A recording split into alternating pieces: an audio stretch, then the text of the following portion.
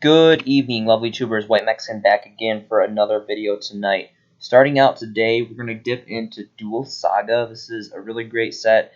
I kind of talk about it all the time, very briefly throughout my videos. It's been a while since I've fully kind of done an in-depth review of it, so we're just going to get started here. As you guys know, Duel Saga is pretty great on its own merit alone because it has this ultra rare foiling. It has like these laser beam looking things in the foiling. It's kind of hard to see in these pictures, but it's the only set to have this rarity, so it's very unique on its own merit. It's pretty great.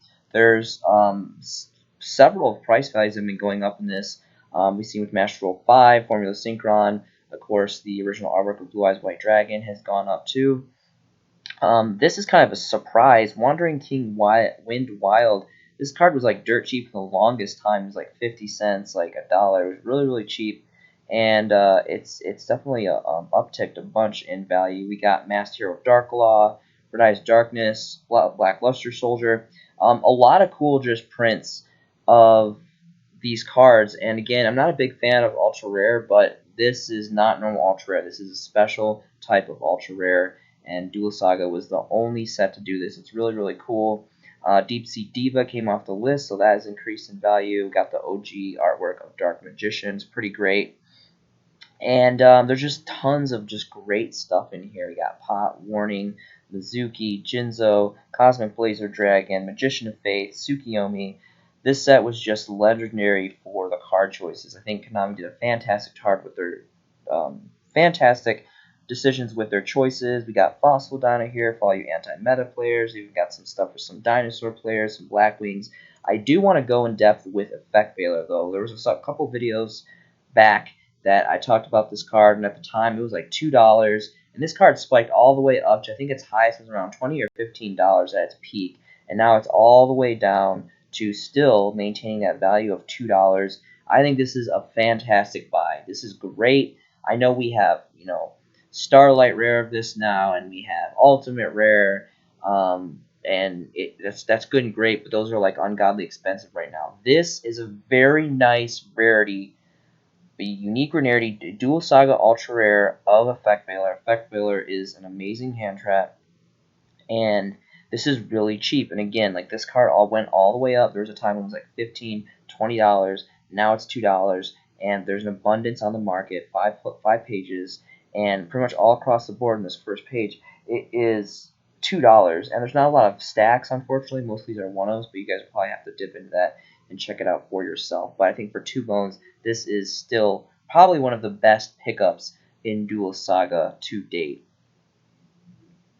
Moving on here, there is another card that I've reviewed before that I am a really big fan of. I really believe in it a whole lot. It's a Blackwing card, and it's actually a trap card.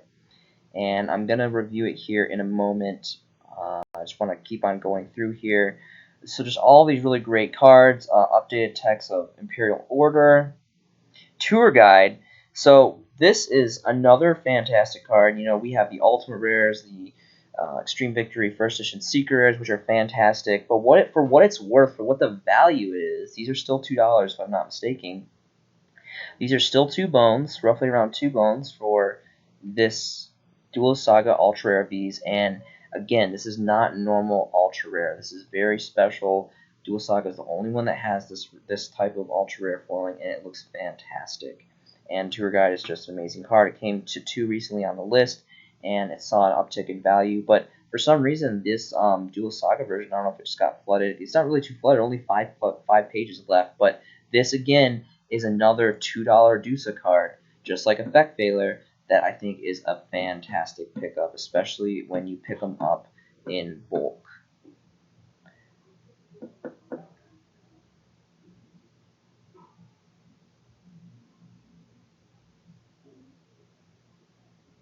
Chimera Tech Fortress Dragon is a pretty cool tech card against Cyber Dragons too. So this is the card right here. So we're getting a structure deck that's getting whatever these things are called. I forget, the Hamon and Raviel, and anyway. And then this card, this is a solo print right now. I think it's getting a common print in the new structure deck. So obviously, this is going to be the more desirable one. This may be a pretty tactical player later on in the game, depending on how popular this set becomes. But the more so that I wanted to focus on is Harpy's Featherstorm. This card is just great. If you want to pause the video, read this. This card is just completely blowout. Oh, I guess okay, so it's a Harpies card, not a Blackwing card. I don't know why I got it confused with a Blackwing card. But it's really cool how it searches out Harpy's Feather Duster, which is, that's pretty legendary. Harpy's Feather Duster has been banned forever. I'm an adamant believer that it's going to be coming off the list sooner than later to, just set that in motion. And this card is like pretty much $1 all across the board, and there's about 5 pages left. Not too many big stacks. There's a 3 of right here, 3 of here, and a 5 of right here. This is a really good deal. I would definitely go in. I might even come in and dip and take these 5 out right here, because this is I really believe in this card. This is a solo print. Oh wait, no, this isn't a solo print. Hold on. What are the other versions? I didn't know that this got reprinted. I thought it was a solo print. Okay, so it came out as a super rare in Legendary Sisters of the Road. So the Sisters of the Road, not really a big deal. I mean, not a lot of people buy into this. Usually just collectors buy into this. And these things are kind of just, get pretty hard to get over time. But this is always going to be better, in my opinion. It's higher rarity, and again, it's Dual Saga Ultra Rare version foiling, which is very, very unique and very desirable, in my opinion. Alright, so reviewed Effect Veiler, reviewed Tour Guide, and Harpy's Featherstorm. Those were kind of the 3 main cards that I wanted to discuss. But really quick here, let's just finish up this set, kind of just go through all across this board. Again, I just thought Konami really made some amazing selections for this reprint set, and it was really cool that they, put a little special ultra rare foiling in these. So I would really advise you guys to check out this set. Again, there's so many awesome cards, and this is a very, very special on its own merit alone for its foiling. Clear Effector, this is a really cool card too. I like this card a lot, and it is extremely cheap. It's always been cheap. You can pause the video here. It's really good. I think it's really, really good. I really believe in this card. For all you synchro-eccentric deck builders out there, I think this is like a really popular choice. And this is a solo print as well. So that's all I wanted to say about that. Moving on here, I'm going to go into Battles of Legend. So this is Generation 1 Battles of Legend. We have 3 different Battles of Legends out now to date. This is the first set. This was a transition set because it updated the rarity foiling. Now, after this set, Konami started producing cards that have the foiling in the level stars for the monsters and just the attributes for the cards, even for like magic and traps and everything. It really, really aesthetically pleasing. It looks really, really great, and this, in my opinion, is a special set on its own merit alone because it was a transition in how they produced the rarities in the game. And this has kind of seen a variant plethora of value up and down throughout time. Of course, we got some hype with the Blue Eyes stuff. Sage's Eyes Blue's going up. Artifact Sanctum has always kind of been the most priciest card for this set for the most part. Into the Void, surprisingly enough, this Ultra version is going up. So I have a lot of these. Definitely need to start listing these. Of course, we have Minerva. I've talked about this a lot in some of my other videos, so I'm not going to talk too much about it. But this is the highest hierarchy rarity of this card, and it looks fantastic. And I'm a big fan of Lightsworn, so I really like this card. We got Galaxy Soldier. There's some new Raid Raptor support coming out, so all of the 4 Strix versions have been going up, even this ultra rare version. Clear Wing Synchro Dragon. So there has been some hype with new Master Rule 5 coming into the game. People have been playing this card a lot more, which makes sense. Like, this card is amazing. This is a fantastic card. The Shining Victory ones have gone up significantly for the first editions, specifically. They have definitely increased in a notable amount in value, and this is going to be the next one to go up. This is still very affordable. These, again, are just the same. They're even better. I mean, don't get me wrong, the Shining Victories ones are very nice because they're older, and, Shining Victories, I believe, also was a transition set. So if I'm not mistaken, that was the first set that they changed up the ratios of the booster packs, and they started putting super rares, a minimum of 1 super rare in each booster pack. and that makes it a very special set alone. Plus, it was a really big Blue Eyes support set, so Blue Eyes fans went nuts for that. So it's definitely got collector's value for that. But this looks just as nice, if I'm bold enough to say even nicer, because again, it has the updated secret rare foiling with the level stars and the win attribute here. It just looks great. These are sitting at about $4-ish, $5, and there's still 5 on the market. So I really think this is a great pickup, and I really don't think that this is going to stay at $5 for very long, especially as clearing Crystalline Synchro Dragon continues to be a fan favorite synchro card. It's got amazing artwork, and it's just an amazing synchro card. It's very, very powerful. It's a pretty devastating card, and it's a fan favorite card as well. Also, it was the like fanboy cover card for Shining Victories, which is pretty cool too. Denko Sekka, I've kind of talked this into the ground. You guys know my feelings about this. This is one of the best pickups in the set is Denko Sekka.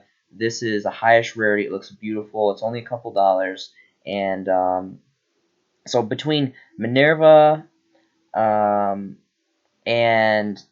Crystal Wing Synchro Dragon and Denko Sekka, those are really good cards. Side Frame Lord, this is kind of going like up and down in popularity. I don't really have kind of mixed thoughts about this card. This card, White Ura Whale, has got a pretty cool effect too. If you guys want to dip into that yourself, it's pretty interesting.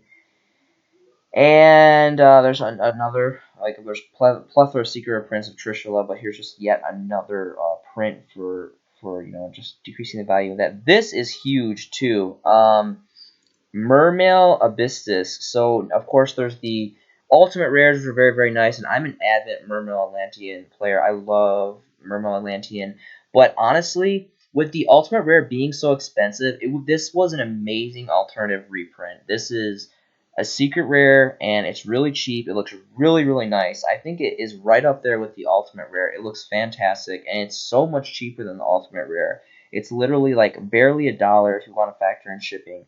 4 pages left of this. I don't think that this is going to last very long either.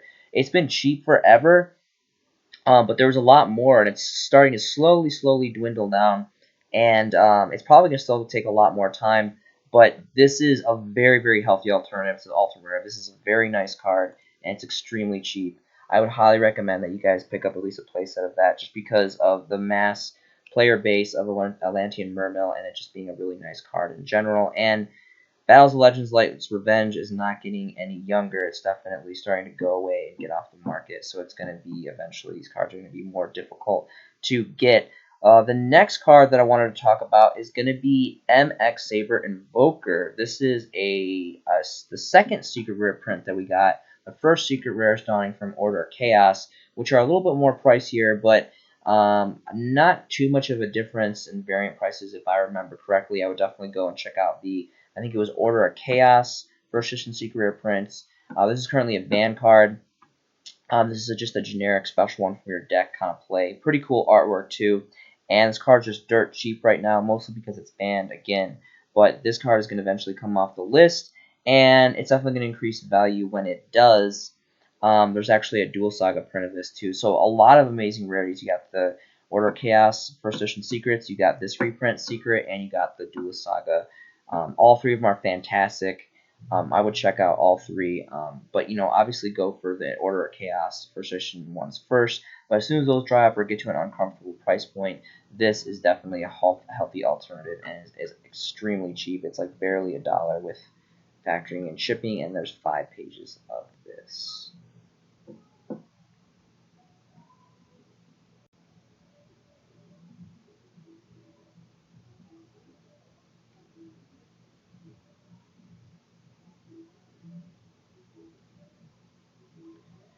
Alright, so Abystis, MX Saber Invoker.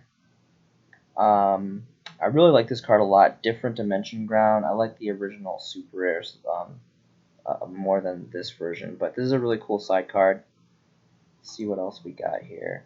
This is just a fantastic set in general. Again, I'm just briefly kind of skimming through. I'm not really getting in all the nitty-gritty details because I have reviewed this set very heavily throughout my videos. I really appreciate this set a lot, so I don't want to kind of drown you guys in things I've already done before. It's a great ambition of mine to really try to be as unique as possible with my selections here. All right, next is going to be mathematician. There's a couple different versions. This is the highest rarity. Dawning on a Dragon's a legend as a secret rare. Kind of have mixed feelings about this. So it's cool how you basically normal summon it, and it's a foolish burial at that point. But it's a little bit more selective. Obviously, because it has to be a level 4 or lower, and it has to be specifically normal summon instead of just summon in general, as opposed to special summon or like anything. So it has some limitations. Also, to get the draw effect, it needs to be destroyed by battle, which is pretty situational, pretty specific. But it's a pretty nice looking card. Again, this is the highest rarity is a secret rare. But for its price, it's pretty expensive for its price. The first version we get is almost about $5, and pretty much all across the board it's about 5, and it goes to almost 6. There's 5+ pages of this, so I don't think it's not quite there yet. It's a good card, and I definitely appreciate this card, but I don't think it should be $5. I think I would pick this up around like $2. All right, next card is going to be Gaga Clerk. So this kind of falls in the realms of collector's value, more so specifically on artwork.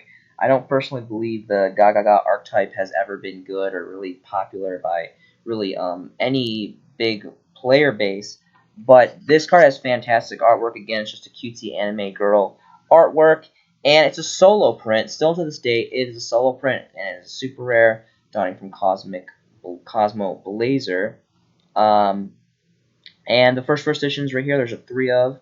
It's decreased a little bit in value. I remember I think the last time I checked this out, it was like $7 or $6, and right now it's sitting about almost 4 if you want to factor in shipping, about 3.5.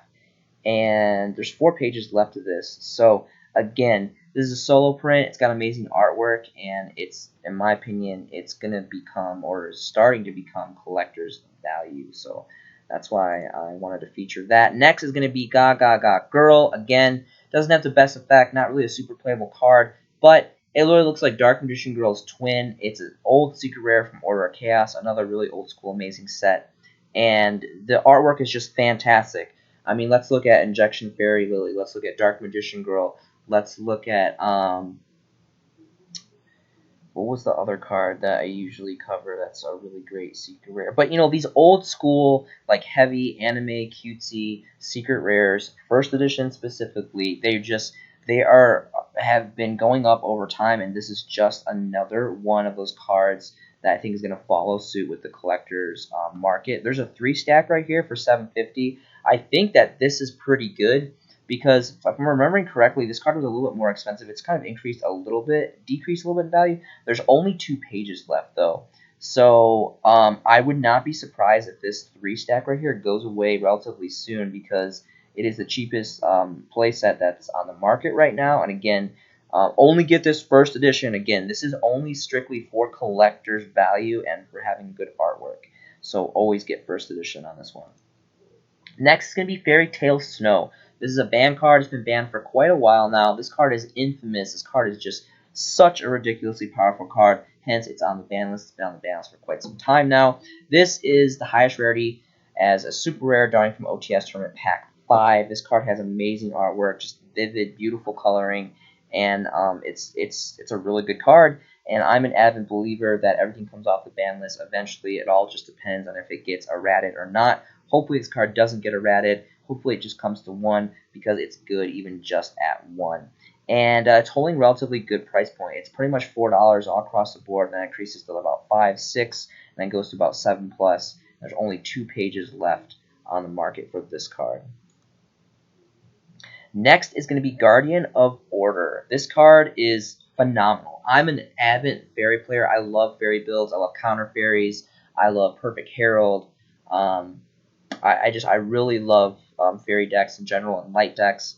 And there's 3 different versions of this card. There's the original print, Secret Rares and Super Rares, and then we got Battles of Legends, the last Battles that Legends released, and Ultra Rare, which didn't really affect these other 2 prices too much, but definitely pulled them down, knocked them down a couple notches. So, of course, let's go ahead and take a look at the highest rarity, Dawning from Light Destruction. This is, I wasn't around in the game Unfortunately, I stopped playing the game and I came back in and started playing the game after high school. And Light Destruction was not really a new set, but it was definitely a past set at the time when I came in. But this was the set when we saw all of the Lightsworn stuff, and I really, really love Lightsworn, so this is a really special set to me.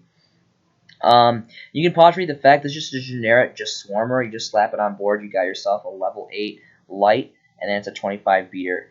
Again, it is a level 8, so you can target with your advanced draw, your trade-in, or any kind of turbo shenanigans that you want to use with this card.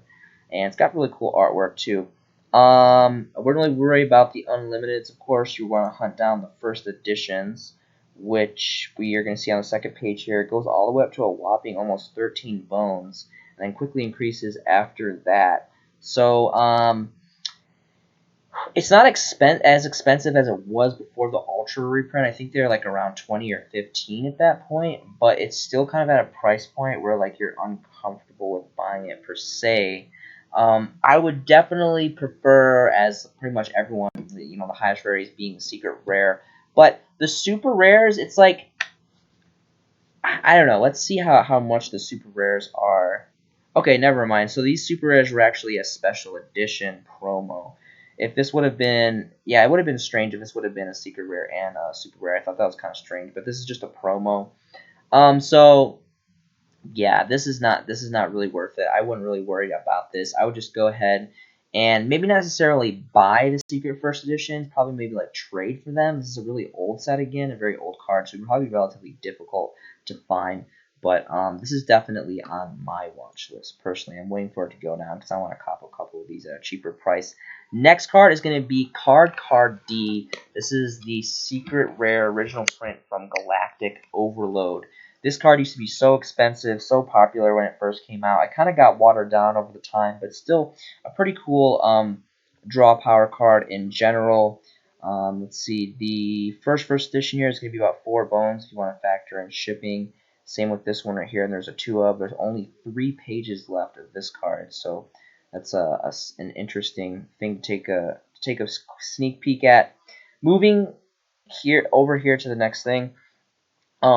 Kind of like with the new Dragoon card or whatever it's called, the new fusion card, the Dark Magician and Red Eyes Black Dragon card that is like everyone's just dreading. It's just so ridiculously overpowered. I don't even know if it's even gonna last a format because I think it's ridiculously overpowered. Like it's so overpowered to the point. I don't say this a lot, but it's literally so overpowered to the point where it's not even fun to play against. Like when you're playing online and people bust that out, like it's pretty much like you stop playing Yu-Gi-Oh! And it's just really not a fun card. It's a cool card, and it's cool that we're getting it, but for like playability purposes, it really takes the fun out of the game for me personally.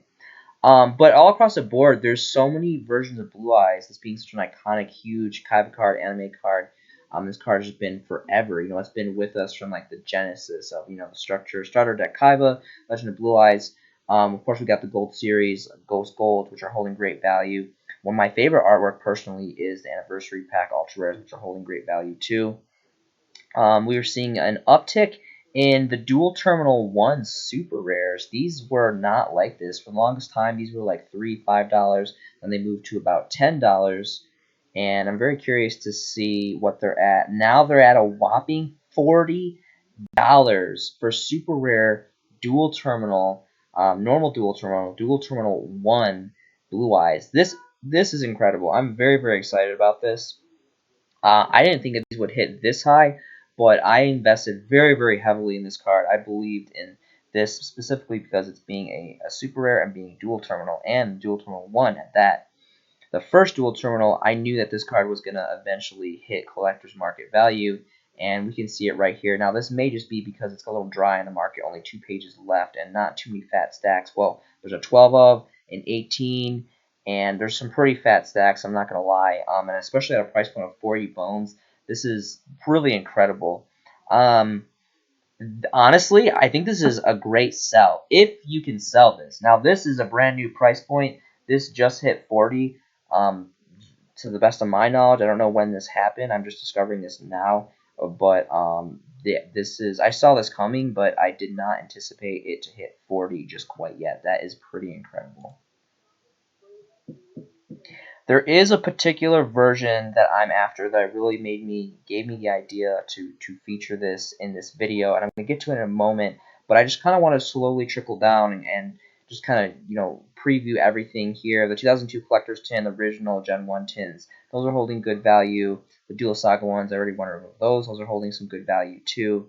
You have Okay, so this is it. This is the specific version. There's a lot of versions of this. You can see there's the normal secret rare. There's the secret rare gold. There's the crap gold one, and there's this normal ultra one, and then there's the special edition one, and then there's I was really confused by the Dark Side Dimension movie pack because there's literally 1, 2, 3, 4, 5, 6 different versions of prints for these cards. So it's like I don't know what the hell Konami was thinking. They released this set 6 times or what? I don't know. It's pretty crazy. But the best one in my version, so there's 6 different prints of the card for this particular artwork. This is probably my second favorite artwork. My first favorite artwork is the anniversary pack, the anniversary pack on the whole Kaiba Tower thing. That looks really great, but it's also very old, pretty rare, and very expensive. It's about 40 bones. This, on the other hand, has been slowly trickling in value. And again, this isn't the first time that I reviewed this card. When this card first came out, I saw the rarity being a secret rare, very aesthetically pleasing, very great, but more so the artwork. This is a fantastic artwork version of Blue Eyes, and I picked up several of these for $1, right under $1, sometimes $2, and you can see it slowly starting to increase now, even with 6 reprints. But again, the only other one that would come close to competing for this particular version would be the Gold Secret, not the crap Gold Secret, premium gold looking one, but the actual one that actually it's a little bit dimmed down Gold Secret. Those look pretty nice too, but overall, mass population people don't like gold, so this would definitely be the safer bet to go for investing value wise. And it's $4. It's $4, and then here's a 43 of right here, and it's pretty much $4 across the board. And then there's 4 pages left of this, so it's pretty impressive that this fast this card has pretty much been starting to be chewed up on the market. I would not sleep on this card. Again, it's kind of unfortunate now because it used to be so much cheaper. I mean, it was $1, a $2 card, and now it's doubled. And now it's about 4 plus. But again, I really personally do believe in this card getting into collector's value. It's Blue Eyes. Blue Eyes has a big player base, and it's an amazing version of Blue Eyes in general. That was one of the last versions of Blue Eyes that I want to discuss. There's another thing I'll discuss at the end of the video pertaining to kind of somewhat Blue Eyes, but it's more so the set in particular. Moving on, kind of similar with that special version of Blue Eyes. So Slifer the Sky Dragon. This is a huge Yugi card, huge anime card, huge collector card, huge collector's market for this card. And it's not necessarily the best playable card or any means. There's even versions you can't even play. I think that this is one of them here, the secret rare. But this is just a very good target for collector's value, and it's a really cool, a lot of history, a lot of infamous history, and it's just great. So a lot of different versions, all pretty much good money right here. But what I want to talk specifically is again the Dark Side Dimension Loot Pack, the same set that I was talking about, that Blue Eyes. This is the best version, I think. This is the best version rarity wise. I mean, now I don't think I would have topped this if it would have been Prismatic Secret, but still, it's got that Gen 1 Secret Rare foiling, really, really nice.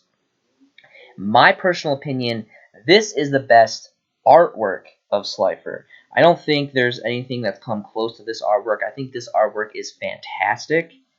And again, it's a secret rare. It's secret rare, and there's plenty in the market. I mean, well, there's about 4 pages, so pretty much about the same as the Blue Eyes. But you can see it here. It's even significantly more affordable than the Blue Eyes. It's about $2 if you want to factor in shipping. Not a bunch of stacks on the first page, but there's 4 pages left. So I personally invested heavily in this too. I really think that this is going to fall quickly into the collector's market.